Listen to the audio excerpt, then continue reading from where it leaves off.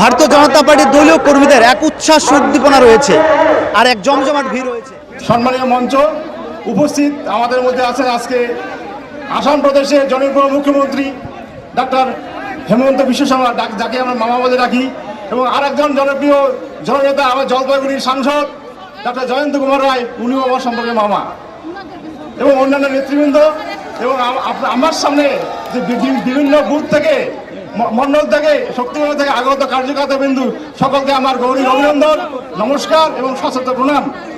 আপনারা জানেন যে আগামী 23শে এপ্রিল সাধারণ নির্বাচন। এই নির্বাচনে ভারতীয় জনতা পার্টির প্রার্থীদের বিপুল ভোটে জয়ী করবেন এই আশা রাখছি আপনাদের কাছে।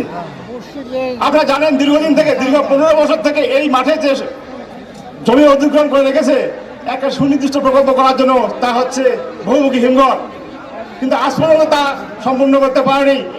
অত্র এলাকার লোককে তারা বোকা বানিয়েছে, শুধু বোকা নয়, উত্তরবঙ্গের লোককে তারা জঙ্গলের লোক ভাবে। তাই বন্ধুগণ, ভারতীয় জনতা পার্টি সরকার এলে এই মাঠে বহুমুখী হিমঘর খুব তাড়াতাড়ি দেখতে পাবেন আপনারা।